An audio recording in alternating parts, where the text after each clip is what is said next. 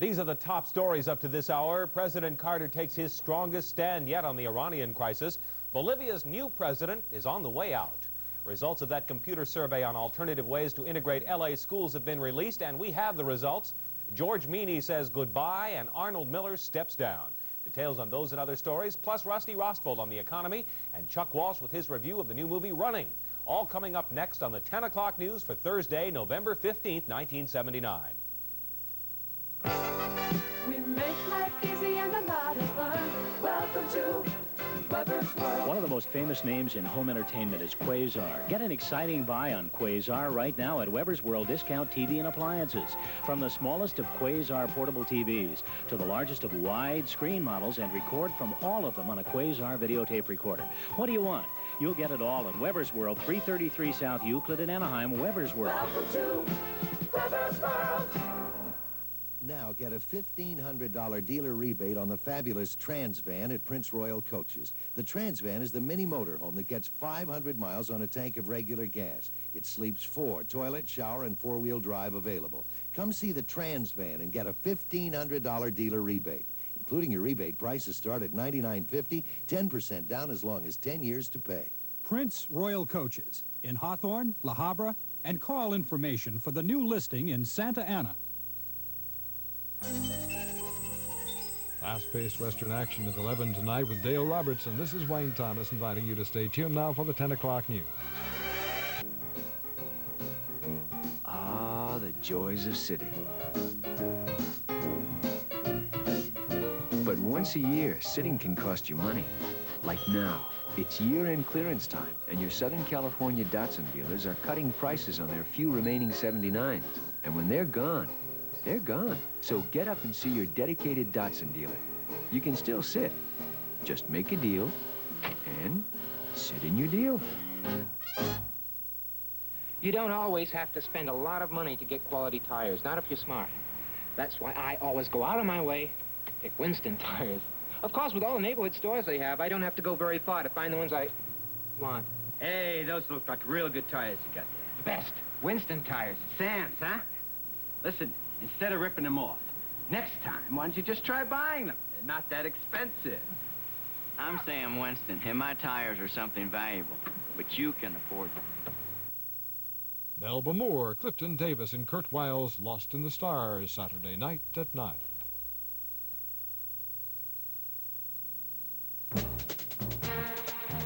The award-winning 10 o'clock news with Nathan Roberts, Kim Singer, Rusty Rostvold, Jim Newman, Chuck Walsh, and Lynn Shackelford with sports. Good evening, everyone. The Iranian crisis enters its 13th day tomorrow, and there's still no sign of any resolution. President Carter today told a convention of the AFL-CIO that the taking of American hostages is an act of terrorism, totally outside the bounds of international law. The Iranian government and its leaders are fully responsible for the safety and well-being of our representatives in Tehran, and they will be held accountable. They and all others must know that the United States of America will not yield to international terrorism or to blackmail. The president said the United States would take no action that could be used to justify violence by Iranians against our hostages. There was a brief glimmer of hope this morning in Tehran, the government there indicating that women and black hostages might be released. But militant students holding the hostages scoffed at that idea, leading to further speculation about who's really running the show in Iran these days. The Ayatollah Khomeini is reportedly ill and will not be seeing anyone for the next 3 weeks. Here in the United States, the immigration check of all Iranian students continues. In St. Paul, the Immigration Service gave 44 Iranians just 30 days to get out of the United States for violating their visas. And in Denver, officials there ordered 135 Iranians out of the country within 30 days when they had originally been scheduled to stay until next June. Iranian students nationwide are concerned about their safety. There are reports that many are dyeing their hair and shaving beards in order to avoid detection. And another note, the odd-even program implemented by Governor Brown to cope with the end of Iranian oil may not be enforced in parts of L.A. or the L.A. area. Sheriff Peter Pitches today called the program unnecessary and politically inspired by the governor, and Pitches said he has no intention of enforcing it. Tonight, by the way, Governor Brown leaves for Washington for a meeting with President Carter and other governors on the Iranian crisis and its energy implications. At that same labor convention where President Carter spoke today, a living legend said goodbye to his followers. 85-year-old George Meany, for years the gruff, powerful voice of the AFL-CIO, made his farewell address to convention delegates filled with emotion. Meany is the only leader the organization has had since the AFL and the CIO merged back in 1955. Meany's in a wheelchair these days, and illness has reduced his appearance to a gaunt look, but he spoke for 15 minutes in his characteristic gruff manner, thanking the organization for the honor of being allowed to lead it, and warning that there is still much to accomplish in the future. But even Meany couldn't hide the tears as he said his final goodbyes, and many of the delegates could be seen crying right along with him. Meantime, in other labor news tonight, there's a report that Arnold Miller, the ailing and somewhat controversial president of the United Auto Workers, has agreed to step down and to turn the union over to Vice President Sam Church. The 56-year-old Miller is hospitalized in West Virginia with his second heart attack. Well, tonight, sources in Bolivia are saying that President Alberto Natusch of that country has resigned. He's been Bolivia's president for just 2 weeks. This after he took control in a coup on November 1st. But since he's been in office, he has encountered nothing but opposition from the church, from students, and from his own Congress. And tonight, the powerful military in that country said that they also want his resignation, and an aide says that tonight Natusch has indeed resigned. Kim? Nathan, we've got problems right here in the Southland. An officer-involved shooting at the Nickerson Gardens housing project last night has spawned another major controversy. What is known for sure is that a 21-year-old suspect named Gregory Benford is hospitalized in critical condition tonight with numerous gunshot wounds. And 35-year-old Officer Herman Wallace is hospitalized in serious but stable condition. Officer Wallace lost his left hand due to a gunshot wound. His hand was removed in surgery. He also was wounded in the chest. Now, the rest of the details of the shooting incident have yet to be unraveled by investigators. Police say the incident began shortly before 7 o'clock when they were called to Nickerson Gardens on a disturbance call. Nothing resulted from that call, but about a half hour later, shots were reported between Gregory Benford and a neighbor. A short time later, a teenager was reported shot nearby. Cruising police spotted residents diving for cover from gunfire, and minutes later, they confronted Gregory Benford. What occurs next is our suspect stoops or crouches or leans to his right. It appears that maybe he was attempting to pull or break the officer's grasp on the shotgun, and simultaneously elevated or raised the barrel of the weapon and then fired one round, which wounded Officer Wallace in the left hand and the lower chest area. Police reportedly then fired a handgun and a shotgun, once each. Benford was taken to Martin Luther King Hospital. That's the police version of the story. However, there are many questions to be answered, and this is where the real controversies begin. Just how many times was suspect Benford hit? A witness whose report has so far not been officially substantiated by fact says Benford was shot, handcuffed, and then shot 2 more times. How many times was Benford hit? Well, I'll answer your question in this manner. There was one pistol round fired, and there was one shotgun round fired. But you must remember that the shotgun round contains 12 individual pellets. So I cannot answer or do not know exactly how many pellets were involved here or wounded Mr. Benford. A top medical director at Martin Luther King Hospital, Dr. Graham Williams, says Benford sustained numerous pistol wounds as well as shotgun wounds. But Williams could not substantiate that any more than 1 pistol bullet was recovered. And police say shotgun wounds sometimes resemble .22 caliber wounds. Well, of course, our shotguns, our shotgun shells are armed with double-aught buckshot. And they are roughly the same size as a .22 caliber bullet. Now, not exactly the same size. But they would appear to make the same amount of hole. To someone who really is not a ballistics expert, yes, it could appear to be the type of a hole that would be caused by a .22 caliber bullet. And the third major question, based on an unsubstantiated witness account, is that Officer Wallace was shot by another officer. Police say that is impossible. We know that Officer Wallace was shot with a shotgun shell that differs drastically from the type of shell that we use. He was shot with birdshot, which is the type of ammunition that Mr. Benford's gun was loaded with. Most of today's controversies were raised by a report last night on Channel 7's Eyewitness News. Reporter Larry Carroll said witnesses indicated that Benford was shot 3 times, but had 11 gunshot wounds in his body when he arrived at the hospital, with the additional wounds apparently inflicted between the shooting scene and the hospital. Well, today, police called the Channel 7 report irresponsible, inflammatory, and trite. And tonight, Channel 7 News Director Dennis Swanson said the report indicated poor judgment, contained mistakes, conclusions by unqualified people, and unsubstantiated statements. Swanson said the station erred and that they apologize. Nathan? We'll take a break. When we return, a very close call in the skies above San Diego. We'll have the autopsy results in the controversial case of Chad Green, and a computer backs up the arguments of busing foes.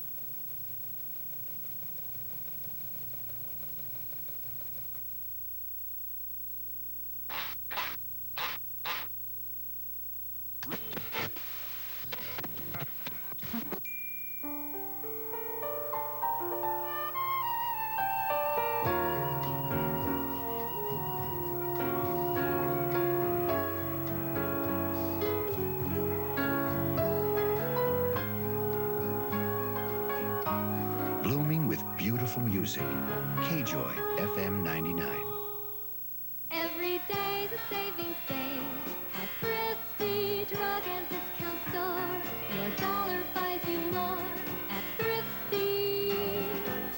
Now available at Thrifty Drug and Discount Stores, new PVM appetite suppressant tablets. When used as directed with a nutritionally balanced diet plan, PVM appetite suppressant can help you lose weight. So buy PVM appetite suppressant tablets today.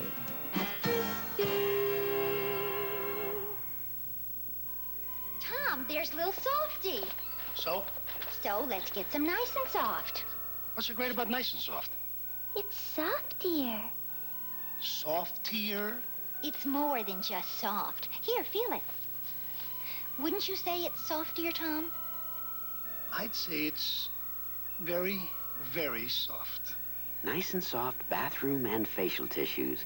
They really are softier. Like me. Save 25% at the May Company on spectacular diamonds, rubies, and sapphires, unusual antiques, and modern jewelry. This week only at the May Company Fine Jewelry. Just minutes ago, the wraps were taken off of a hefty court-ordered computer study of 17 different plans to desegregate Los Angeles schools. The study, which cost $175,000, will be submitted to Superior Court Judge Paul Egley, who is presiding at the school district's integration trial. One of the study's chief findings came as no surprise. That finding was that because busing times are so long and white students so few, 2/3 to 3/4 of LA District schools would remain segregated under most of the plans run through the computer. 4 of the key plans considered are the all-voluntary desegregation plan, a combined voluntary mandatory plan, a multi-ethnic plan, and a metro plan, under which students from nearby districts would be bused in to achieve racial balance. Well, the all-voluntary plan would result in 18 to 21% of the schools being integrated in 1980-81 and 15 to 16% by 1984-85. The school board has asked the court to drop mandatory busing and embrace an all-voluntary plan, which relies on magnet schools and the busing of black and Hispanic students to white schools. The mix of voluntary and mandatory plans would mean up to 36% of the schools would be desegregated by 1980-81 and up to 27% by 1984-85. The multi-ethnic plan would mean a blend of Asians, Native Americans, blacks, Hispanics, and whites at various schools. That would have real impact. Up to 45% of district schools would be integrated by 1980-81. but that number would drop dramatically to 25% by 1984-85. The Metro Plan, under which students from neighboring districts would be bused in, would mean 28 to 37% of district schools would be desegregated by 1980-81. But again, there would be a drop to 24 to 28% by 1984-85. At the ongoing school desegregation trial here in Los Angeles, Judge Egley said he'd hear written arguments on the school board request to end mandatory busing, but not right now. For more on the school desegregation story, here's Channel 9's Chuck Hollis. It was business as usual in Judge Paul Egley's courtroom, despite the fact that all of the attorneys involved in the integration case have had an opportunity to at least scan portions of the 464-page computerized study ordered by the judge. We have got problems with that report. We apologize. We could hear Chuck, but we couldn't see him. We're going to go to a break. We'll be back with more news right after this. Stay with us. Furniture, you can get the furniture, appliances, and credit terms you want because we carry all our own contracts. You can get this luxurious sofa and love seat with pillow backs and stain-resistant upholstery in your choice of patterns and colors at just $3.99. This magnificent dining set, chrome and smoked glass, your choice of vinyl fabrics, $3.99. This beautiful all-wood bedroom set, dresser, gallery mirror, commode, and fuller queen-size headboard, $3.99. Even if you're new in town, on a new job, divorced, gone through bankruptcy, had previous credit problems, or never had credit, visit Hall's 6 convenient locations and save. Hi, Frank Boussault from McPeaks in Anaheim, where McPeaks is selling the new 80 Chryslers and Plymouths in a brand new way with year-end discounts right from the start.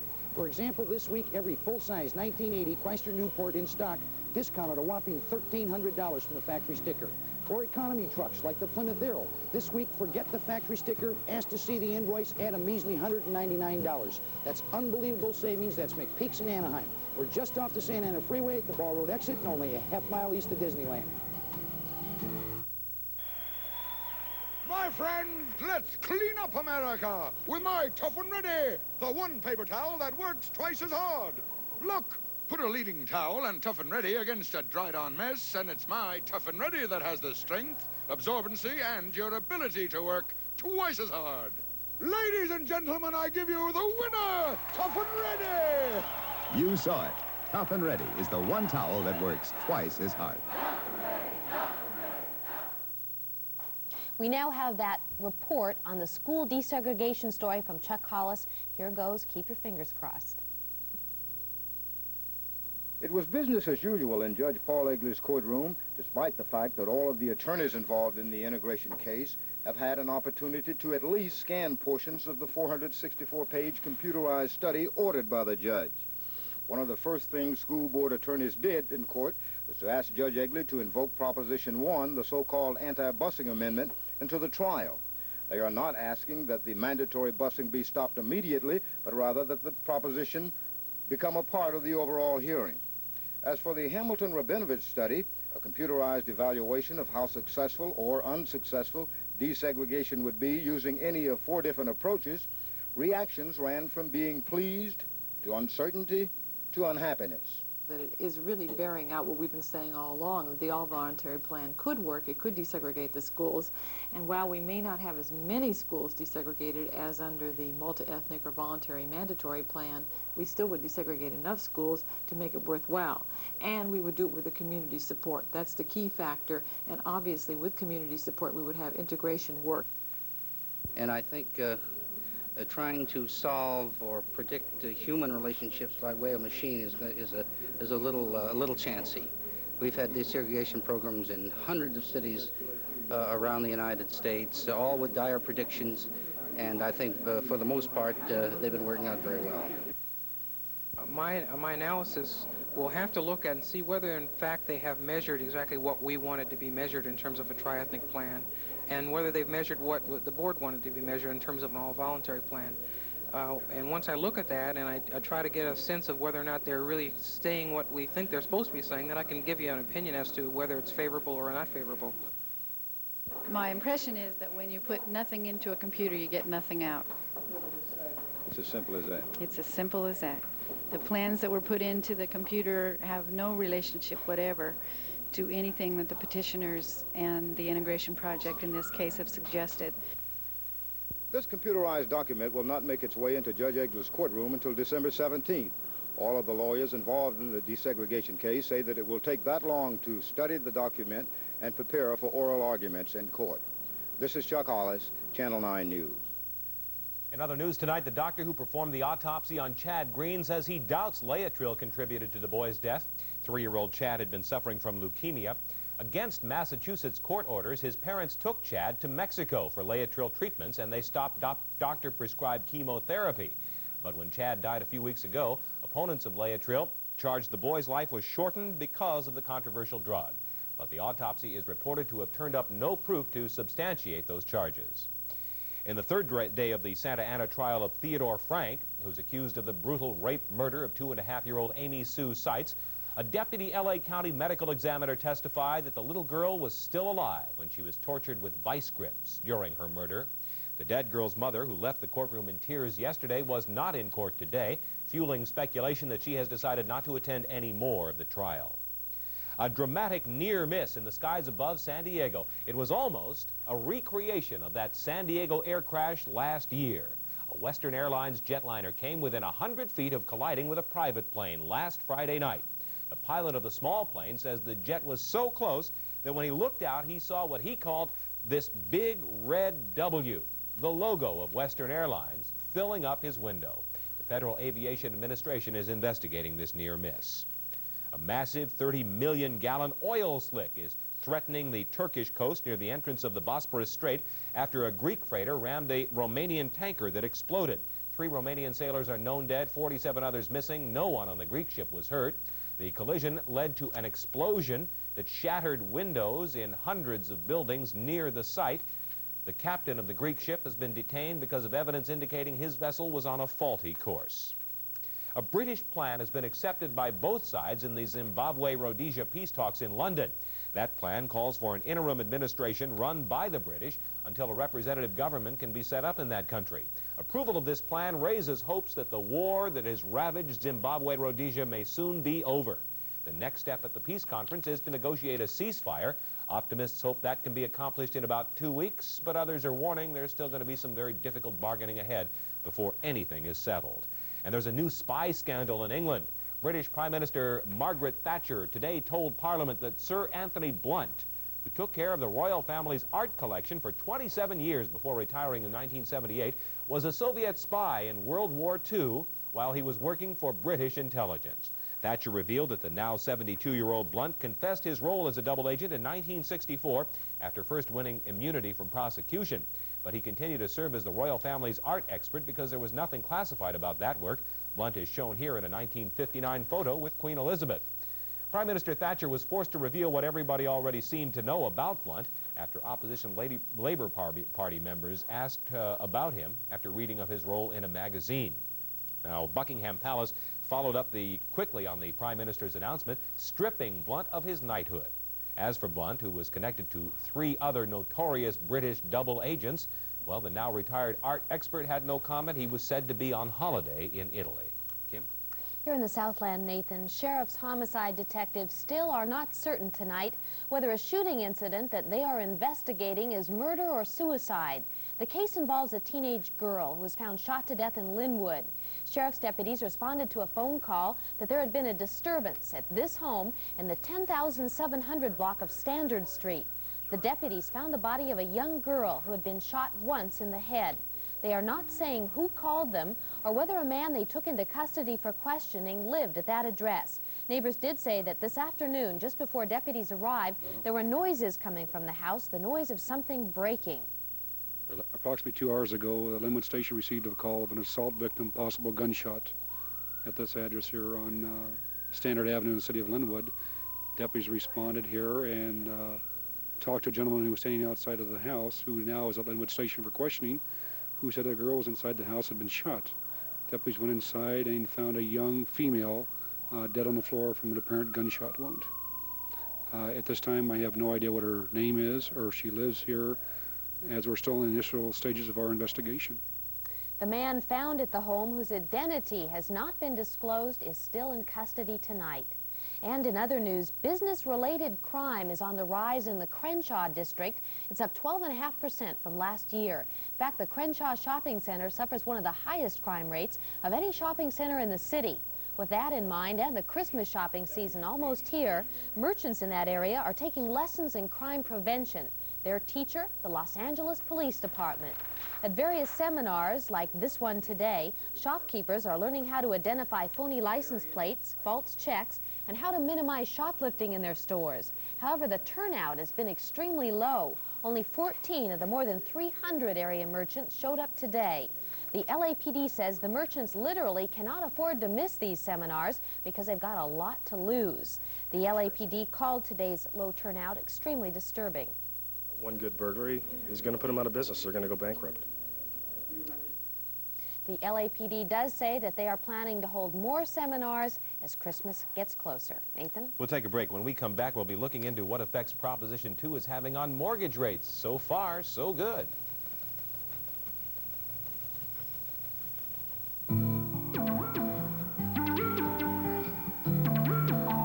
Spires restaurants have something just right for your appetite.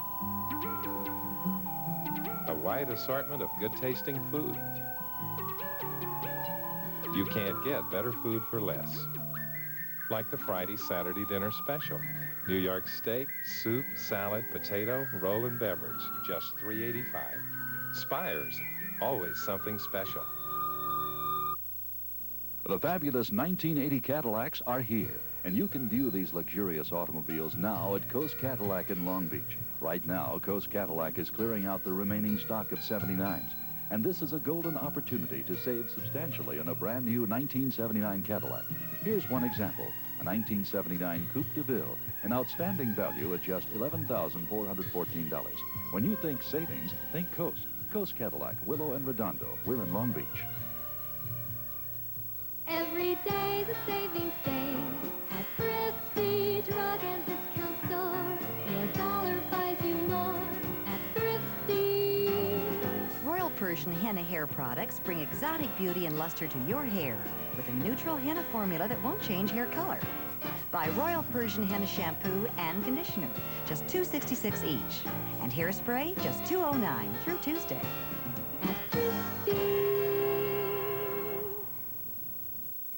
I guess you'd say I'm an old-fashioned girl who likes old-fashioned things. But I'm also a modern woman, and the way I get old-fashioned taste today is with Mrs. Cubbison's dressing mix and cornbread stuffing mix, just like my mother and her mother, too. Mrs. Cubbison's is quick, foolproof, and has that old-fashioned good taste of long ago. Mrs. Cubbison's beats the stuffing out of any other. If you're in the market for a home and you haven't bought one yet, you can be glad you waited until after the elections. That's because of the passage of Proposition 2. It means that it's going to get cheaper to finance your home. Mortgage companies say interest rates on home loans are going down and low down payments are coming back. One mortgage company official tells how little that down payment can be. Certainly prior to the passage of Proposition 2, we weren't making any loans at all. Today we are providing conventionals with as little as 5% down. Okay, with a 5% loan, how much would the interest be? It'd be 13 3/4. A 20% down? 20% down would be 13. And Wise adds that he thinks interest rates should drop even lower in the months ahead. Well, what a natural and a perfect lead to our Thursday evening session with Rusty Rossville, where Kim and I ask him some of the questions that are on our minds and perhaps on your minds about the economy. Rusty, what about the chance of lower mortgage rates and lower down payments? That would seem to look pretty good. Chances look very good, Nathan. This new competition of the mortgage bankers is a factor at work. Second thing to it work, I think, in recent days, the 14% mortgage rate evidently is proving to be a barrier to home buyers. You know what I've been wondering, Rusty? We have been talking about the Fed's Chairman Volcker's higher interest rates and what it will do toward curbing inflation and that sort of thing. But why set it up why set up those high interest rates on everything? Why not exclude housing, which is a particularly tough area right now for people to get into anyway, even without the high interest rates? Couldn't they set it up where the other interest rates might be higher, but housing interest rates stay pretty level? They might, but I think it would involve a degree of price administration, by government and regulation that would be very unwieldy. For example, consumer interest rates are staying right there, Nathan, at 1.5% a month, 18% a year. It would be difficult. I think the market has to really Too much dictate. government regulation for yeah, that. Yeah, it wouldn't work. We have talked about this before, Rusty, and I'm not sure I remember exactly what you said, but didn't you say that because the housing market is especially hard hit because of the credit crunch, that steps will be taken to ease that a little bit or to make it easier for us consumers to get mortgage loans? Yes, I think that's very true, and the Proposition 2 passage is really very fortuitous. The timing very good because it will now bring some out-of-state money back into California to finance housing, and the mortgage banker now evidently represents a new competitive dimension in the industry. Rusty, this is the first I have heard of lower down payments. Well, I think it's a necessity. We illustrated on Monday evening that the difference in the monthly payment between 10% and 14% is $206 on a $70,000 loan. Consequently, people are running out of liquidity, Nathan. Well, but wouldn't lower down payments raise the monthly payment on a house? Yeah, but you see, we have a dilemma here. Have to trade off. Yes, we're trading off, and some people just don't have the liquidity, and have been cut out of the housing market. Mm-hmm. What is going to keep the speculators, who many blame for having pushed real estate prices up so high now, from jumping right back in there again and pushing them up even higher? Well, number one, I think the increases in home prices have moderated, Kim, the rate of increase. And secondly, it's very costly now to speculate in housing. So I think those two factors sort of moderate the speculative impact. Okay, let's talk about another subject right now, Rusty, the effects of the freeze on Iranian assets. How does that affect us? Well, it really is going to have a number of interesting implications, I think, worldwide.